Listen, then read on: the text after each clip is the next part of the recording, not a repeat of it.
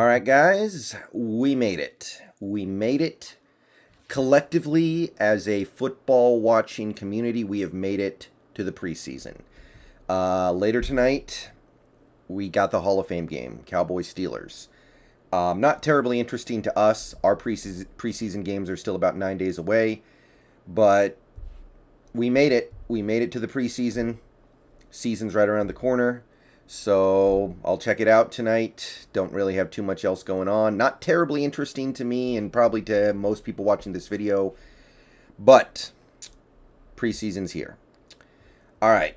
With that in mind, let's talk about training camp yesterday. What happened out there on the field? What didn't happen out there on the field? What can we learn? So, before we get into what happened on the field, let's talk about who was actually out there. Jamal Adams and Dwayne Brown continue to not practice, and we continue to know why that is the case.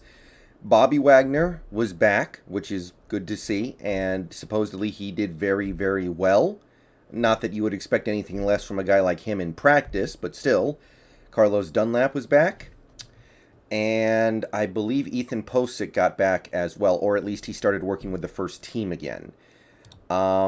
Robert Nkemdiche sat the day out for a minor groin injury. We don't want anything to derail the wrecking ball that Robert Nkemdiche has suddenly turned into, but doesn't seem like it's significant. Cedric Ogbuehi has a minor shoulder injury. Cody Barton's going to be out a couple days with a quad. Al Woods just got the day off because Demarius Randall had his groin tighten up, so he was held out. So I think that about covers it in terms of who's nursing an injury and who's not practicing, with the exception of one particular player that I want to spend a little bit of time on, Dwayne Eskridge, because we did get a positive update here. He's not practicing yet, but according to Pete Carroll, Dwayne Eskridge and the Seahawks equipment staff figured out something with his shoes that is helping with the toe injury that has him on the PUP. He ran really well recently. He called it a positive sign that Eskridge ran well, adding he felt great about it, didn't feel a thing, so he's got to build up some days of conditioning and start to figure out when we can get him back out. So that's great news right there. That's very, very exciting and very, very important that he gets out there. Also, some more about Jamal Adams. Jamal Adams. Sorry, got my tags crossed. It's like when you cross the streams in Ghostbusters.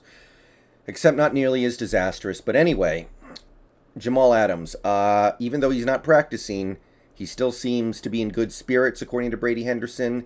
It seems like he's having fun. Seems like he's enjoying himself. Doesn't seem like he holds any ill will right now. So hopefully that can keep up.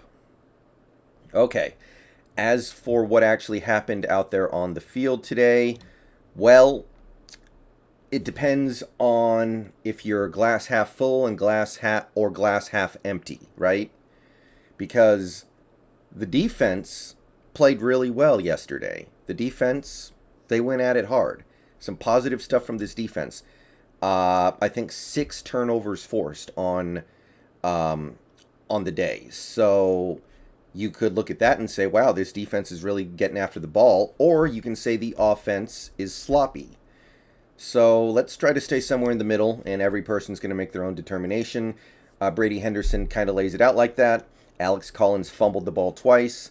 Wilson overthrew an open receiver downfield and got intercepted by Ashari Crosswell, who, by the way, is having himself a great training camp, according to my sources, and has to be considered a candidate, not a overwhelmingly likely candidate, but a candidate to make the team at this point, because he apparently has kept making plays, and you know Carroll likes that. Crosswell had a second interception from Geno Smith later in the day. Carroll admitted that the offense did not handle the ball well. 4 fumbles, that's not going to cut it by any stretch of the imagination. One positive from the offense yesterday was the running back depth. We saw positive things from Penny. Penny continues to have a very good camp. DJ Dallas had a couple of receptions out of the backfield. Cameron Scarlett made a couple plays as well. And Josh Johnson made some plays, and he made a really nice block on a blitzing Ben Burke-Irvin during the first team period. So Some of those guys are not going to make the team. I understand that. It's hard to get too excited about a guy like Josh Johnson because the uphill battle he faces to get on the roster is monumental. But hey, I'll take the positive news that I can get, especially when it comes to this offense, because if there's been one negative recurring theme about training camp so far, it's that the offense isn't playing great. And because we hired a new offensive coordinator, I kind of expected it. I'm not surprised that the offense is having something of a hard time. I will not be surprised if the offense has something of a hard time when the season starts, but it's still not good to see. I mean, there's nothing positive about seeing your offense struggle. Good news is, seems like the defense is ready to pick up a lot of the slack for them. So, I think that about covers it in terms of the stuff you saw on the field. Let's take a look at some Carroll comments now. Carroll apparently likes what he sees from Phil Haynes, and he's finally healthy, which has been a big problem for Phil Haynes so far in his career. In fact, I suspect that he's kind of lost his chance to latch on with this team because he couldn't stay healthy in his first 2 years. But he's been seeing some snaps with the first team rotating in with Damian Lewis and Gabe Jackson. So Carroll praised Phil Haynes' play. I still have some fantasy of Phil Haynes moving to center at some point. I don't know if that's really realistic or not, but that would handle a lot of our roster issues splendidly. I would much rather have a guy like Phil Haynes backing up Posick instead of Kyle Fuller. Of course, I'd rather have Posick backing up somebody who's better than Posick, but doesn't seem like we're going to get that right now. So I've always liked Phil Haynes. I've always thought he had potential, but I felt like his moment probably passed him by because he couldn't stay healthy. So if he can find a way to impress Carroll enough to latch on in some capacity, I think that's cool. A little more from Corbin Smith. Stone Forsythe had his welcome to the NFL moment facing Alden Smith. That reminds me, I actually have heard a lot of conflicting things about Stone Forsythe. It seems like some people have been really negative on him so far in camp. Some people have been very positive on him as well. I don't know where the truth lies, but my sense is that Stone Forsythe has thus far had a relatively inconsistent camp, and what I'm going to say about that is, what else do you expect from a 6th-round rookie? Like, come on, guys. He's not going to be Larry Allen coming out of the box. He's not going to be Orlando Pace coming out of the box. Let's give this guy some time. If he struggles right now, then that's not a bad thing. That means he's learning what he's going to need to pick up in order to become a good player in the future. Guys like Larry Allen got abused their rookie years. They have to learn. Trey Flowers continued his steady camp, which is pretty notable because Trey Flowers is definitely a guy who could end up on the chopping block if he doesn't impress, because we have an abundance of fringy cornerbacks, guys who could or could not make the roster. So Trey Flowers had a nice deflection to deny Cody Thompson a touchdown. And let's see here. Penny Hart. Okay, Penny Hart. 30-yard gain out of the backfield on one play. So that's kind of notable because it means we're lining him up in the backfield.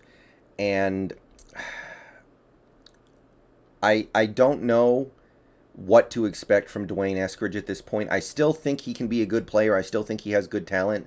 I'm not in love with the pick of him, but I don't dislike it either.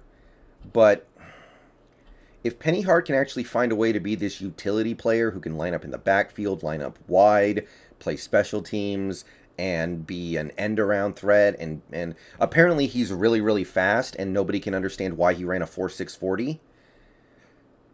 I'm starting to believe, and I never thought I was going to believe on Penny Hart. I kind of put him out of my mind as recently as a few months ago. One final note of the things that I heard from training camp yesterday that I thought was interesting. DJ Reed was talking about the Seahawks return game this year.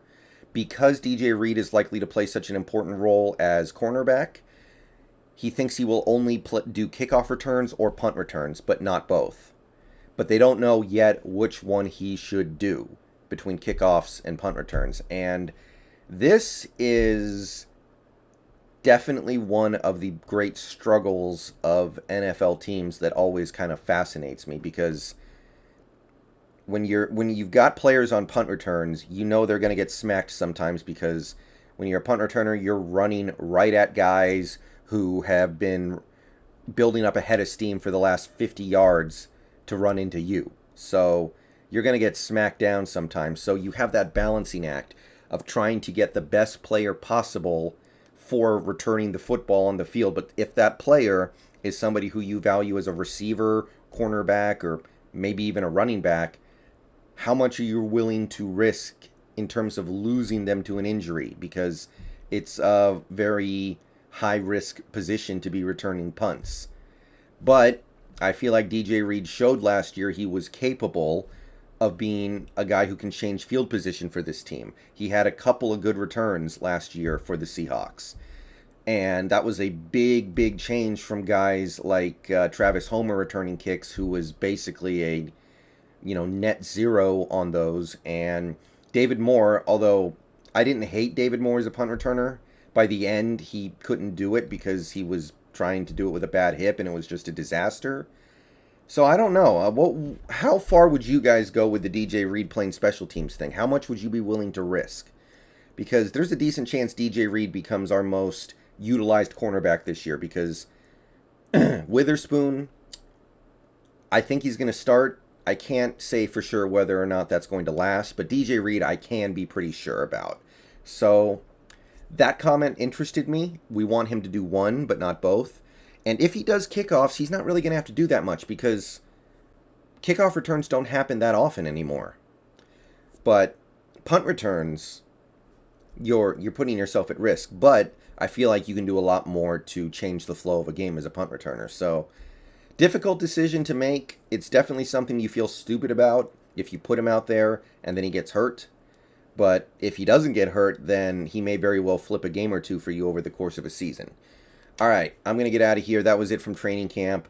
Little jumbled thoughts today, but I think we basically managed to hammer out everything that needed to be hammered out. I'll see you guys probably later tonight. Preseason starts now. Go Hawks. See you guys later.